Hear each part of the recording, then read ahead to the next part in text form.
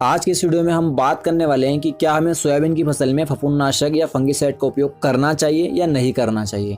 अगर सोयाबीन में फफूंदनाशक डालना चाहिए तो क्यों डालना चाहिए और कौन सा वाला डालना चाहिए, और सबसे मेन बात कि फंगिसाइड से हमारी फसल को और हमें क्या फ़ायदा मिलने वाला है।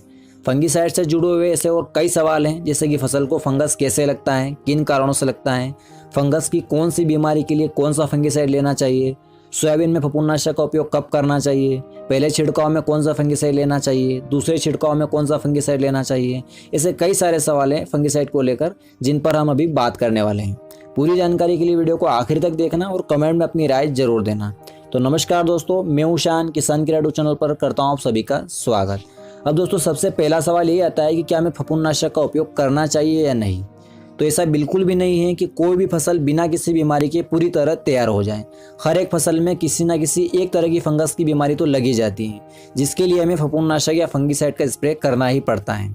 अगर हम सोयाबीन की बात करें, इसमें ज़्यादातर 3 से 4 तरह की फंगस लगती हैं, जैसे कि झुलसा रोग, रस्ट, टिक्का रोग, 2-3 तरह का पत्ती धब्बा रोग, इस तरह की बीमारियां लगती हैं।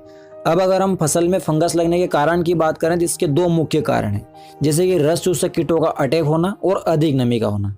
अगर हम रस चूसक कीटों की बात करें तो ये किसी भी तरह का रस चूसक कीट होगा, और अगर वो फसल के पत्तों के रस को चूसेगा तो 100% संभावना है कि वहाँ वायरस आएगा ही आएगा। और रस चूसक कीटों में सबसे घातक है व्हाइट फ्लाई, सफ़ेद मक्खी का होना। सोयाबीन की फसल में पीला मोजक लगने का सबसे मेन कारण यही है। लगातार बारिश के चलते अधिक नमी का होना भी एंथ्रेक्नोज फली झुलसन रोग का कारण बनती है, और कुछ फफूंद बीज की वैरायटी और मिट्टी के कारण भी पैदा होती है। अब अगर हम इस तरह की फंगस वाली बीमारियों पर ध्यान नहीं देते हैं और इनको कंट्रोल नहीं करते हैं तो ये धीरे धीरे करके फसल में बढ़ते जाती हैं और पत्ते खराब होते जाते हैं, जिससे पौधे को क्लोरोफिल बनाने में समस्या होती है और पौधा ठीक से भोजन नहीं बना पाता है, और इसका सीधा असर फसल के उत्पादन पर देखने को मिलता है। अब अगर हम सोयाबीन में लगने वाले इन फफूंद रोगों को कंट्रोल करने वाली फफूंदनाशक दवाइयों की बात करें तो मार्केट में आपको कई तरह की फफूंदनाशक दवाइयाँ मिल जाती हैं, जिनमें से ज़्यादातर उपयोग होने वाली कुछ टेक्निकल हैं, जैसे कि हेक्साकोनाजोल, कार्बेंडोजाइम मेनकोजेब, प्रोपिकोनाजोल, टेब्यूकोनाजोल, इपॉक्सीकोनाजोल, कैप्टान, डाइफेनकोनाजोल, पायरोक्लोस्ट्रोबिन। ऐसे और भी कई फफूंदनाशक हैं जो सोयाबीन की फसल में उपयोग किए जा सकते हैं। इनमें से कुछ टेक्निकल का काम करने का तरीका, रोग नियंत्रण अवधि और रोग नियंत्रण क्षमता अलग अलग होती हैं, और इसी के कारण इनकी कीमतों में भी काफ़ी अंतर होता है। लेकिन यहाँ पर हम अगर फफूंद रोगों की पहचान कर लेते हैं तो फिर उस रोग पर कंट्रोल करने वाले टेक्निकल का चुनाव आसानी से कर सकते हैं।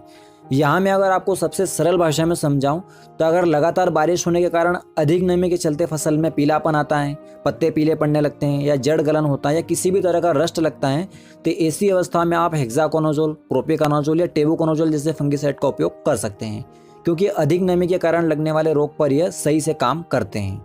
लेकिन अगर नमी से होने वाली बीमारियां नहीं हैं और अन्य रस चूसक कीट या सफ़ेद मक्खी के द्वारा लगने वाले दाग धब्बे हैं, जैसे कि टिक्का रोग, पत्ती धब्बा रोग, झुलसा रोग, या किसी भी तरह का लीफ स्पॉट या रस्ट हो, तो ऐसी अवस्था में आप कार्बेंडोजाइम प्लस मेनकोजेब ले सकते हैं, या प्रोपिकोनाजोल या टेबुकोनाजोल को ले सकते हैं, या हेडलाइन वाला टेक्निकल पायराक्लोस्ट्रोबिन को भी ले सकते हैं। यह पत्ती धब्बा रोग, टिक्का रोग और झुलसा रोग पर अच्छे से काम करते हैं। लेकिन अगर अधिक नमी के कारण भी फंगस लग रहा है और साथ ही साथ सफ़ेद मक्खी जैसे रस चूसक कीटों का भी अटैक है, तो ऐसी अवस्था में हम मिक्स कॉम्बिनेशन वाले फंगिसाइड का उपयोग भी कर सकते हैं, जिनमें अलग अलग वर्ग के फफूंदनाशक आते हैं, जैसे carbendazim plus mancozeb, tebuconazole plus captan, tebuconazole plus azoxystrobin, epoxiconazole plus pyraclostrobin, fluxapyroxad plus pyraclostrobin, tebuconazole plus trifloxystrobin. ऐसे और भी कई अलग अलग कॉम्बिनेशन हैं जिन्हें हम फसल में लगी बीमारी और हमारे बजट के हिसाब से डाल सकते हैं। अब सोयाबीन में फंगिसाइड के उपयोग के समय की बात करें तो वैसे तो जब भी फसल में फंगस दिखने लगे उसे पहचान कर उसके हिसाब से फंगिसाइड डाल देना चाहिए, और सोयाबीन में कर्रे या पपड़ी बनते समय तो फफूंदनाशक देना बहुत ही ज़रूरी है, क्योंकि अगर फंगस पपड़ी पर लग जाता है तो फिर ठीक से दाना नहीं बन पाता है और छोटे बड़े आकार के दाग धब्बे वाले दाने बनते हैं। अब आप चाहे सोयाबीन में पहले फफूंदनाशक दे या ना दे, लेकिन कर्रे बनते समय फफूंदनाशक देना बहुत ही ज़रूरी है। कर्रे या पपड़ी बनते समय जो पैसा आप फंगिसाइड के लिए लगाते हैं वह बिल्कुल भी वेस्ट नहीं जाता है, बल्कि उस पैसों का कम से कम 5 गुना रिटर्न आपको मिल जाता है। शुरुआती अवस्था में लगने वाले फंगस पर हम कम कीमत वाले सस्ते अच्छे फंगिसाइड का उपयोग कर सकते हैं, जैसे कार्बेंडोजाइम प्लस मेनकोजेब की पूर्ति के लिए यूपीएल का साप ले सकते हैं, जो 500 रुपये प्रति किलो का मिलता है, जिसे 300 से 400 ग्राम प्रति एकड़ की दर से स्प्रे कर सकते हैं।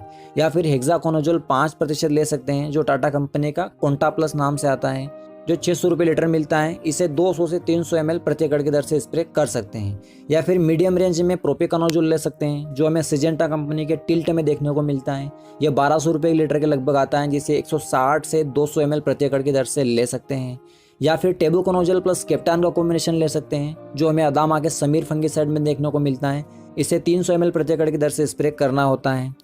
अब कर्रे और पपड़ी बनते समय हम मीडियम और हाई रेंज वाले फंगिसाइड ले सकते हैं, जैसे कि BASF का ओपेरा या प्राइक्सर, या बायर का फोलिक्योर या नेटिवो, अदामा का कस्टोडियो या ड्यूपोन का गैलेलियो। ऐसे फंगिसाइड स्प्रे कर सकते हैं।